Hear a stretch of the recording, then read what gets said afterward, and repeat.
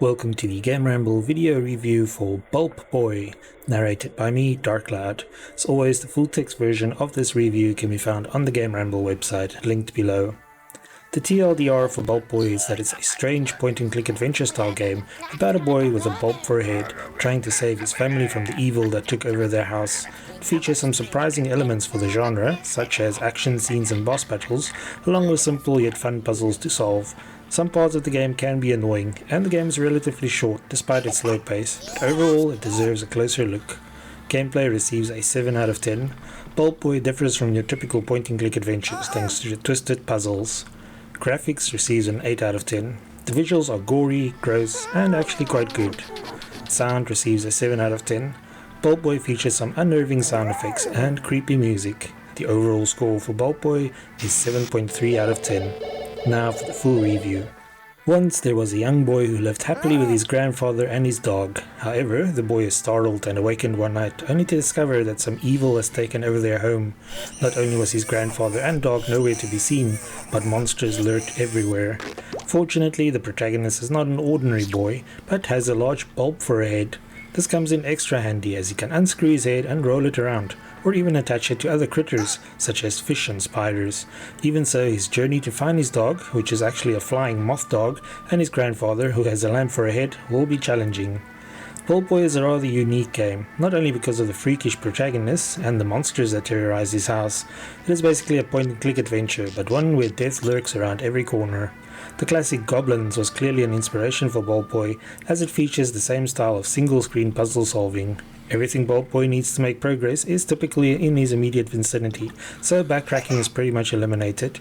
His inventory is also purposefully kept limited, so it's usually apparent what items you need and where to use them. Unlike most other point-and-click adventures, Bulb Boy has some frustrating trial and error sections.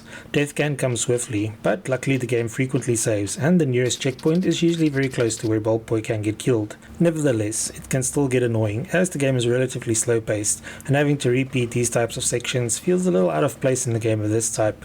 Bulb Boy even features what can only be described as boss battles, which is definitely unusual for a point-and-click adventure, as are the spots where perfect timing is required to progress.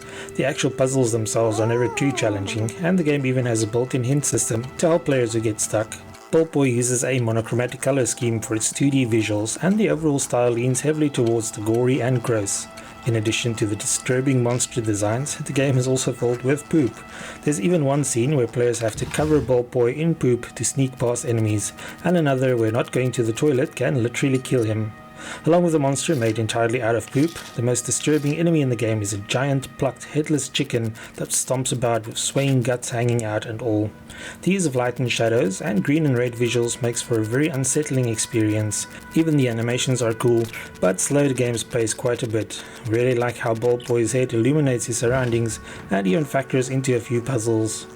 Although most locations are creepy versions of a kitchen, bathroom, bedroom, sewers and greenhouse, they're not all dark and twisted. In certain parts, Bulb Boy also has flashbacks to happy memories of being on a fishing trip with his grandfather or enjoying a picnic.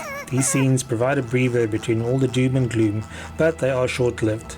Most of the game takes place in disturbing places, and some of the unnerving background noises further amplify the feeling of unease. Even the music features some intentionally discordant sounding parts that increase the anxiety.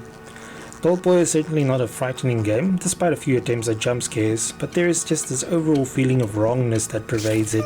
Instead of actual speech, the game uses weird babbling noises when characters talk. This fits the game style much better, and it's still clear to see what they mean from the pictures shown in their speech bubbles. The controls have also been intentionally kept simple, as one click is used for everything from walking to picking up stuff. Your inventory is accessed from the top of the screen, and solving puzzles is usually a matter of selecting an item and then clicking where you want to use it. Only items that can be used or interacted with are highlighted when you move your cursor over them, so there's no time wasted examining or clicking on everything in sight. Despite some annoying parts, Bulb Boy is a unique and interesting game. Sadly, it was also a very short game that only took us about 3 hours to complete. This included using the scene select available after completing the game to return and get a few missable achievements. Scatological humor in Bulb Boy won't appeal to everyone, and the creepy graphics will certainly deter a few players as well. However, players who can look past this or even appreciate it will find Bulb Boy to be a disturbingly entertaining little game. Thanks for joining me for this Bulb Boy PC review. Remember to like, subscribe and share. Until next time.